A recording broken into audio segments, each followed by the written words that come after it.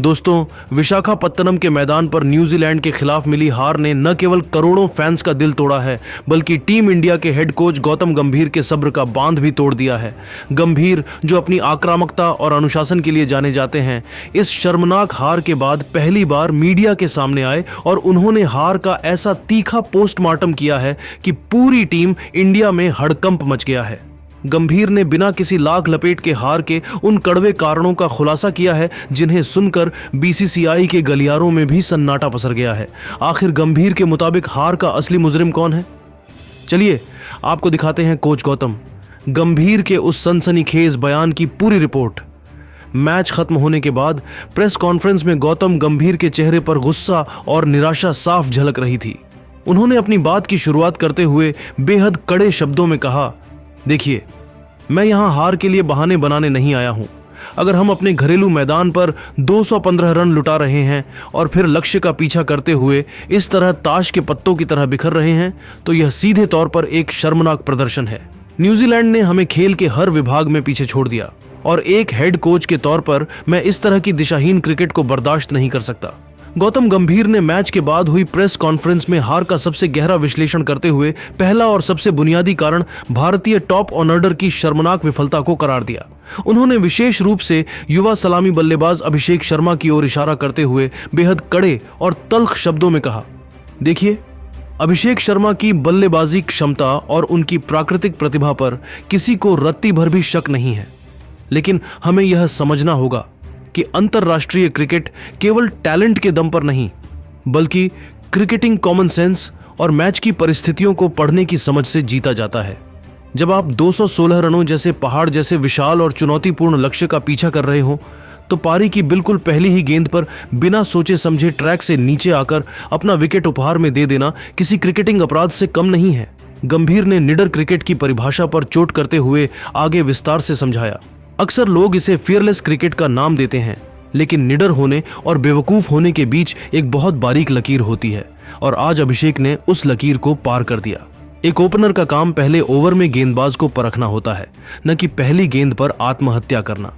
Top order की इसी गैर जिम्मेदाराना और दिशाहीन बल्लेबाजी का नतीजा यह हुआ कि हमारे मध्य क्रम पर शुरू से ही रन रेट का इतना भारी दबाव बन गया कि चाहकर भी हमारे बल्लेबाज उस मानसिक दबाव से अंत तक नहीं उबर सके।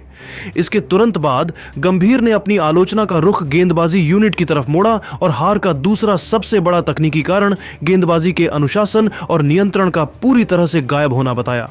उन्होंने सीधे तौर पर दुनिया के सर्वश्रेष्ठ गेंदबाज जसप्रीत बुमराह और लेग स्पिनर रवि बिश्नोई की ओर इशारा करते हुए कहा, विशाखापत्तनम की यह पिच स्पिन गेंदबाजों के लिए स्वर्ग मानी जाती है, जहां गेंद अच्छी तरह ग्रिप कर रही थी और टर्न भी मिल रहा था। इसके बावजूद हमारे स्पिनर्स न्यूजीलैंड के बल्लेबाजों को उनके कंफर्ट जोन में गेंदबाजी कर रहे थे और उन्हें हाथ खोलने के मुफ्त मौके दे रहे थे।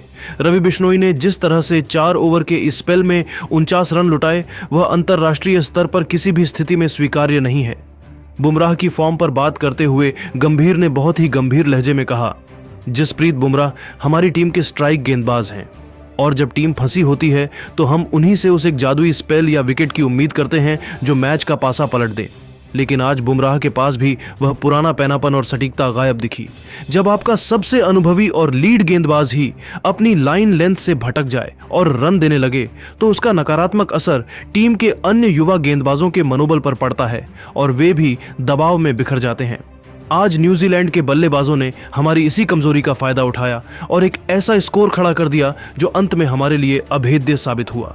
गौतम गंभीर का गुस्सा यहीं शांत नहीं हुआ, बल्कि उन्होंने हार के जख्मों पर नमक छिड़कते हुए तीसरा और सबसे गंभीर कारण टीम इंडिया की लचर फील्डिंग और मैदान पर खिलाड़ियों की थकी हुई शारीरिक भाषा को बताया।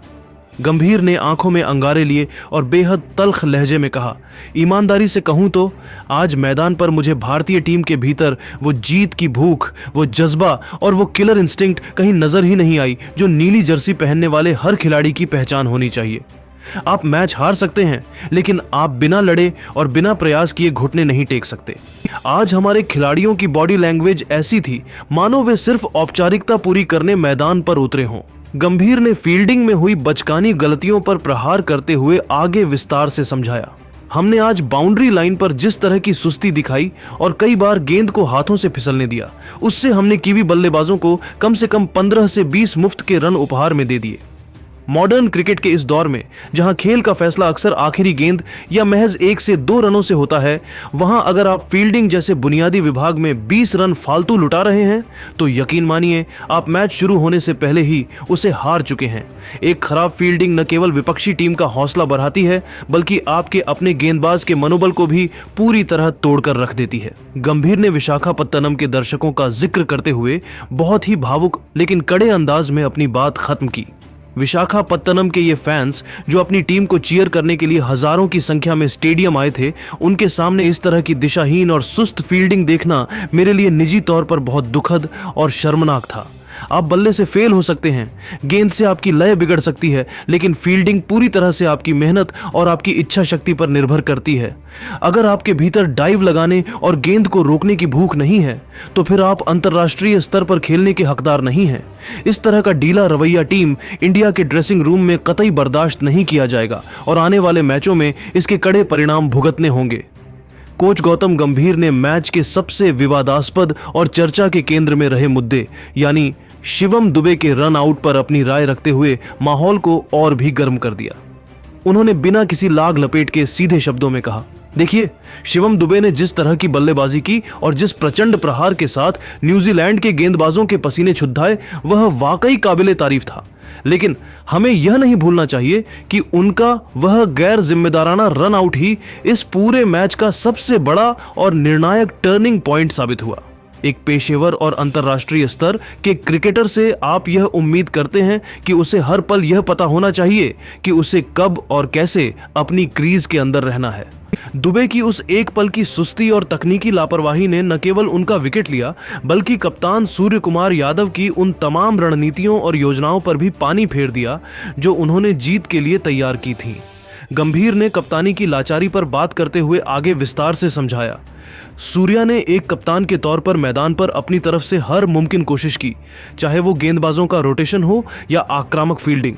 लेकिन आप समझिए, जब मैदान पर मौजूद खिलाड़ी अपनी बुनियादी जिम्मेदारियों और गेम अवेयरनेस जैसे बेसिक लेवल पर फेल होने लगे तो दुनिया का महानतम कप्तान भी बेबस और लाचार महसूस करने लगता है।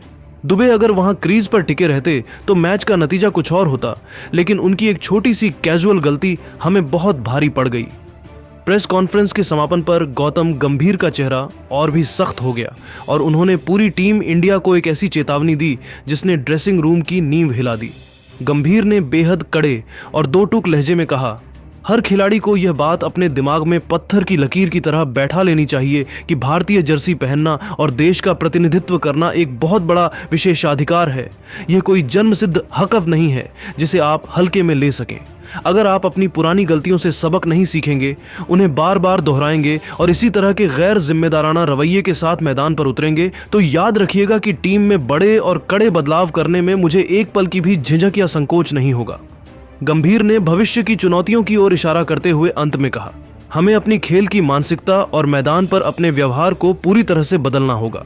अगर हम आज इस हार से नहीं चेते और अपने अनुशासन को नहीं सुधारा तो आने वाले बड़े टूर्नामेंट्स और वर्ल्ड कप जैसे मंचों पर हमें इसकी बहुत भारी और असहनीय कीमत चुकानी पड़ सकती है।